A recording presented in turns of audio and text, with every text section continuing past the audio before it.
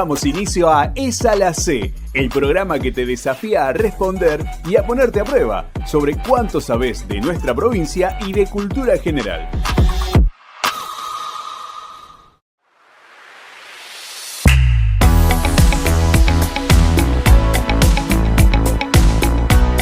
Por el cartel que acabas de ver, quizás te puedes dar cuenta pensando en y analizando un poquito las distancias y las localidades que hay cerca, a dónde estamos llegando. Acompáñame en Esa la sé, el programa de la televisión pública pampeana con el que recorres la provincia y jugás y aprendés también. No estamos llegando caminando, estaría buenísimo igualmente recorrer la provincia caminando, pero no, por ahora no lo vamos a hacer así. Acompáñanos, vení con nosotros a jugar en Esa la sé.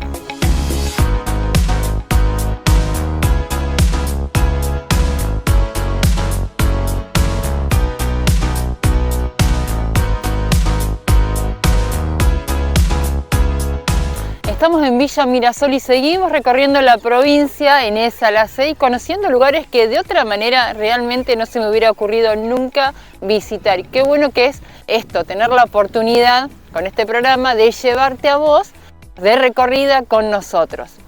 Como ves, tenemos en la entrada de la localidad, que está muy cerquita de General Pico, tenemos la imagen del escudo. Y quizás en otro momento no le prestaba tanta atención a los escudos y de repente cuando empezás a analizarlo te das cuenta que dicen mucho del lugar al que representan. Fíjate bien el escudo de Villa Mirasol y el juego que sigue tiene que ver con eso, con el escudo. Fíjate que hay una garza dibujada en el escudo de Villa Mirasol. ¿Cuál será la relación que tienen las garzas con el nombre del pueblo?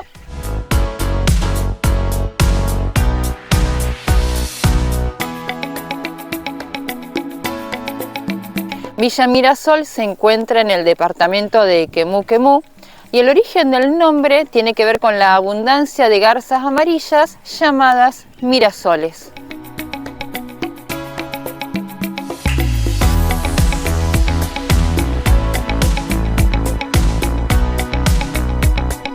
Como ocurrió con otros pueblos pampeanos, Villa Mirasol nació con el asentamiento de los primeros pobladores sobre las tierras recién colonizadas y subdivididas.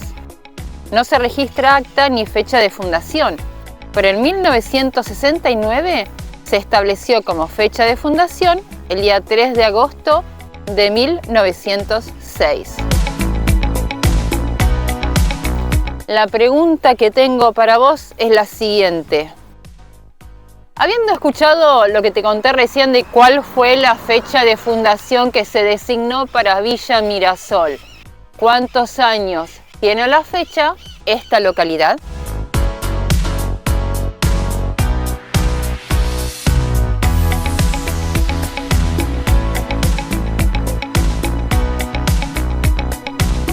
Ya que hablamos en este primer bloque sobre las garzas amarillas, mirasoles, hay un refrán muy conocido o un dicho que es pájaro de mal agüero. ¿Vos sabés qué significa? Bueno, si no sabías, te comento en este instante. Pájaro de mal agüero, se utiliza esta expresión para describir a quienes pronostican desastres o demuestran pesimismos en determinadas situaciones, por considerárselos posibles inductores de desdichas o pesares. Los antiguos griegos y romanos solían consultar a los augures o adivinos, quienes emitían agüeros o augurios a través de distintos objetos y prácticas. Una de ellas consistía en observar el comportamiento de las aves. En Roma, encontrar un cuervo volando implicaba un muy mal presagio. De hecho, las urracas, las pegas y cualquier otro pájaro de color negro implicaba mala suerte o fracaso. Esta mala suerte o fracaso era por realizar cualquier tipo de tarea o proyectos por emprender. De ahí esta expresión, pájaro de mal agüero. ¿La sabías? Quédate en Esa la sé, se viene la pausa, pero como estas expresiones y otras tantas, vamos a seguir descubriendo a lo largo de todo este ciclo de Esa la sé, aquí por la televisión pública pampeana. Vamos a la pausa, que en un ratito volvemos con más.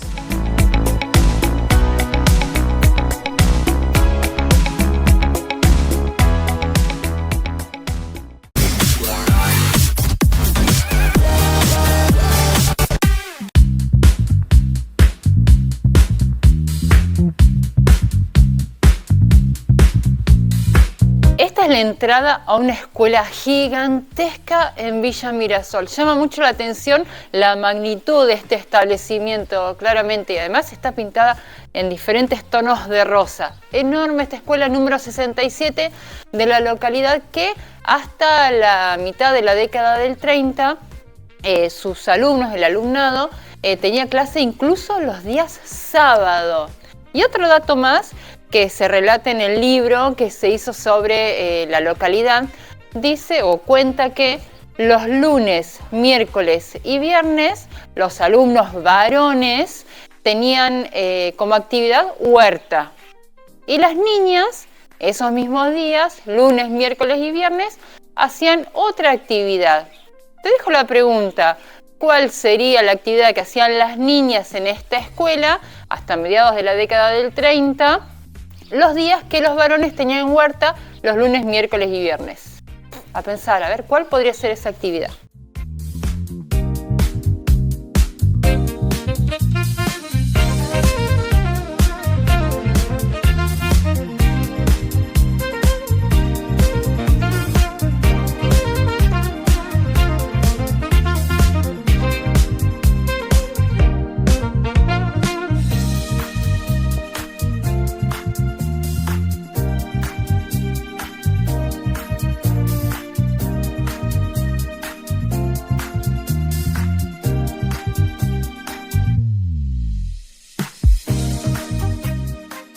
En el año 1921 nace en esta localidad Manuel Dacal. Y vamos a decir, ¿y quién es Manuel Dacal? Bueno, es una persona que para la época justamente le empezó a interesar mucho una actividad que era muy prominente en esos años, ¿sí? Siendo muy jovencito, Manuel se interesa. ¿Por qué actividad? Es la pregunta que tengo para vos en este momento. ¿Qué actividad le interesaba a Manuel, nacido aquí en Villa Mirasol, y que lo llevó a trabajar como aprendiz en una casa que hacía una actividad en Santa Rosa? Casi te digo cuál era la actividad. ¿Qué actividad le interesaba a Manuel, quien nació aquí, y a qué edad empezó a trabajar Manuel Dacal en Santa Rosa?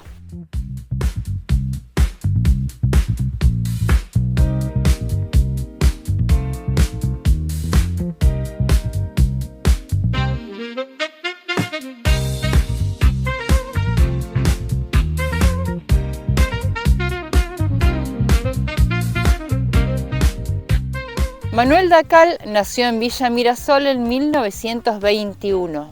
Con apenas 14 años, tomó contacto con la fotografía ingresando como aprendiz a la Casa Maqueira, conocida por sus retratos de galería en Santa Rosa.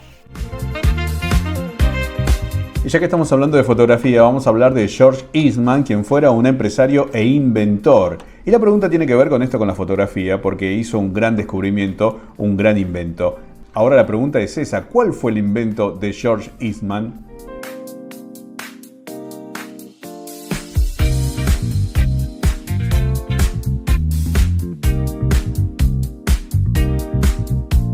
En este 2025 se cumplieron 137 años. Fue el 4 de septiembre de 1888, donde Eastman registró la marca Kodak y recibió una patente para su cámara que usaba el rollo de película.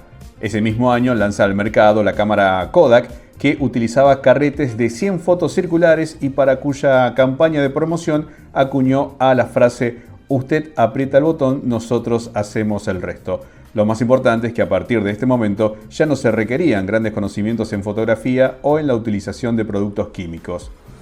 Esta cámara marca el momento de la popularización de la fotografía. Ahora vamos a hablar de un término bastante más actual, ¿no? Que es la selfie, que no es ni más ni menos que un autorretrato. Pero ¿vos sabés cuál fue la primera selfie de la historia? ¿Sabés en qué año? Bueno, te voy a dar 3 opciones para que respondas.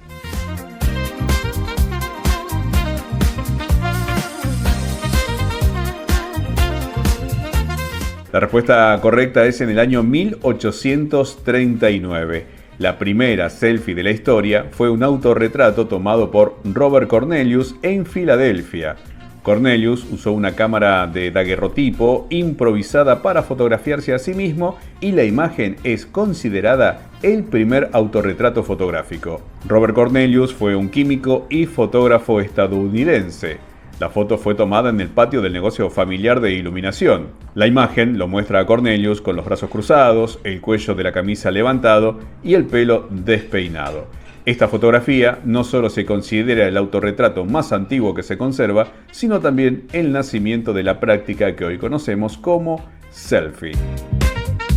Terminamos este segundo bloque, pero como siempre tenemos un tercero que le vamos a estar dedicando a estaciones de servicio, a combustibles, todo eso en un ratito. Ya venimos.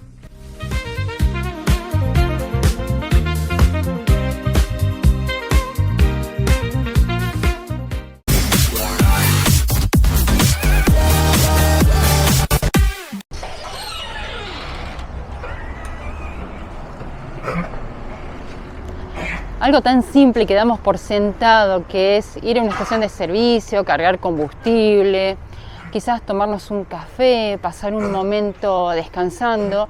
Hace unos años no era tan simple y no era tan común, no era tan normal, digamos, ¿sí? Las estaciones de servicio no siempre existieron, así como no siempre existió internet en nuestras vidas. Y ahora vos pensás, ¿pero qué sería de nosotros sin...? ¿Qué haces? Cortala.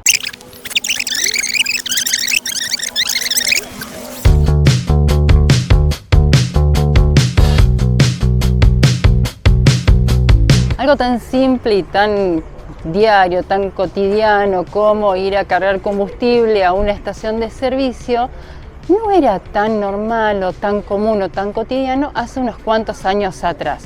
Las estaciones de servicio forman parte de nuestra vida porque somos usuarios de medios de transporte que así lo requieren.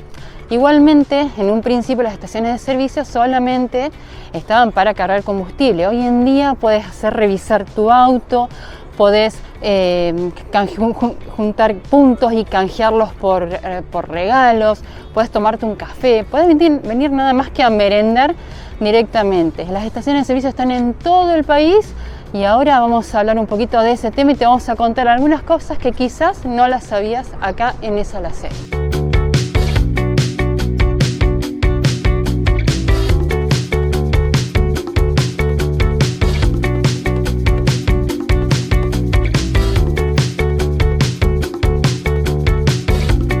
Las primeras estaciones de servicio se instalan en Estados Unidos, ahí es donde empiezan a estar los primeros surtidores de combustible. Eso fue en 1907. En 1914, 7 años después, una subsidiaria de una empresa estadounidense coloca su primer surtidor en territorio nacional. Nuestro país tiene el primer surtidor de combustible de una empresa norteamericana. Ahora, tiempo después y durante la presidencia de Hipólito Yrigoyen es que se crea la empresa YPF, empresa estatal de justamente servicios, que presta servicios para los vehículos, porque además empiezan a haber muchos más vehículos en el país y muchas más rutas, muchos más caminos. Entonces se hace imperativo justamente que haya servicio de combustibles. Los primeros surtidores, ¿sabés dónde estaban? Los primeros surtidores que coloca la empresa YPF están en la vereda de las calles. Entonces la gente iba, paraba el auto en la vereda, se cargaba ella misma combustible y seguía. Ahí es donde estaban los primeros surtidores de la empresa YPF para que cada uno se cargue combustible en su propio auto.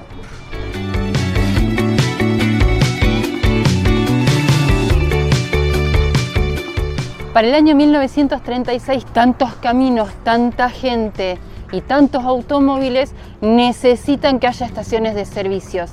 En el territorio nacional, en nuestro país, 180 estaciones de servicio había para esa época. Un montón, considerando que se estaba empezando a desarrollar la aparición de las estaciones de servicio y, como te digo, esto de cada vez más autos, cada vez más vehículos. Lo que yo te voy a preguntar ahora para que juguemos es, cada cuántos kilómetros, para esa época que te estoy contando que había 180 estaciones de servicio en todo el país, 1936, cada cuántos kilómetros había una estación de servicio en nuestro país. ¿La sabés a esa?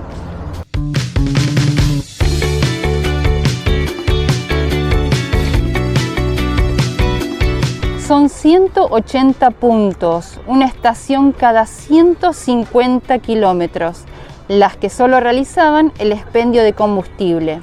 Recién una YPF instalada en Chacarita en el año 1945 incluyó auxilio mecánico para automóviles, dando origen a los servicios complementarios.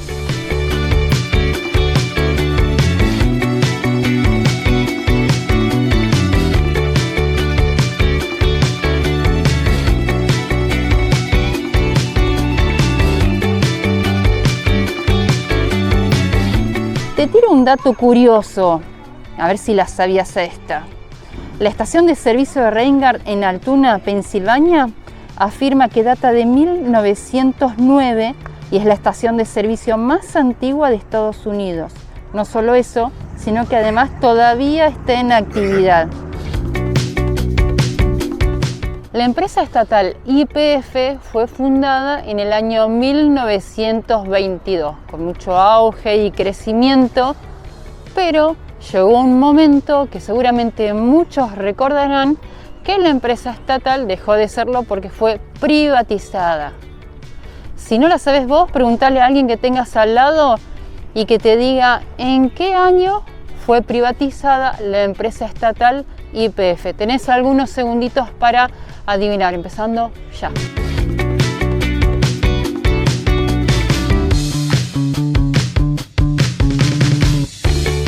¿La sabías? Y si no la sabías, arriesgás. En el año 1990, la empresa estatal dejó de ser estatal y fue privatizada en 1990 cuando se vendió a la empresa Repsol. Repsol, una empresa europea, es como que adoptó un apellido, empezó a llamarse Repsol YPF y es así como en la década del 90 dejó de ser estatal y se privatiza.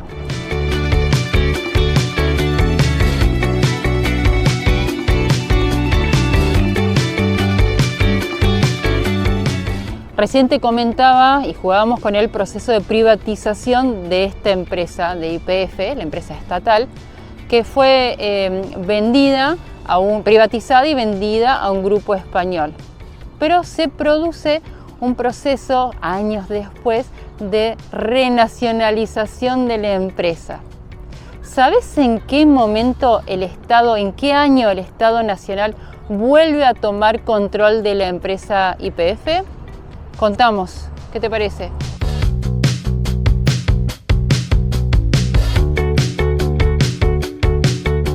En el año 2012 se produce este proceso de renacionalización de la empresa YPF que vuelve a ser una empresa estatal. ¿Lo sabías? ¿No lo sabías? Jugamos y aprendemos un poco de historia y de todo lo que tiene que ver con eventos de nuestro país.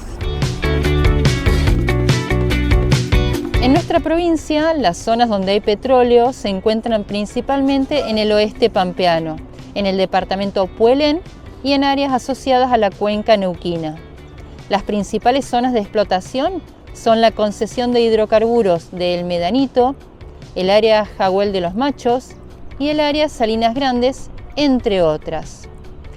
Va ahora un juego para que pienses a ver cuál puede ser la respuesta posible. Cuando se extrae petróleo de los pozos, ¿de qué se llena el vacío que queda? Van algunas opciones para que digas de qué se llena el vacío que queda cuando se extrae el petróleo de los pozos.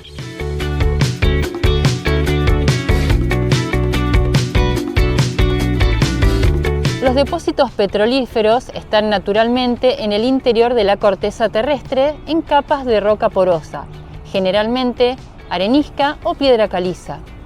A esas profundidades los líquidos están bajo una presión muy alta. Si se bombea el petróleo, la presión del pozo baja y el agua que está en las rocas de alrededor, que también están bajo una gran presión, se desplaza a estas bolsas con mejor presión hasta que se alcanza un equilibrio. Lo que llena el vacío dejado por el petróleo es agua, parecido a lo que ocurre cuando cavamos un agujero en la arena en la playa.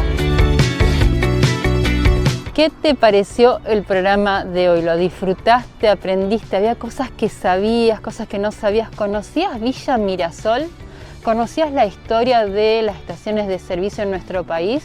Bueno, acá estamos para eso, para darte información, para que pases con nosotros, para conocer, para adivinar, para aprender, para jugar. Para eso es esa la C. Acordate que todos los programas están en YouTube, en el canal de YouTube de la Televisión Pública Pampeana. Ahí los puedes encontrar y volver a ver. Y por ahí si le comentaste a alguien sobre el programa, mandale el enlace de YouTube para que lo vea. Y así se va difundiendo esta propuesta tan genial que es jugar a través de la tele. Nos encontramos en el próximo programa cuando digamos esa la C.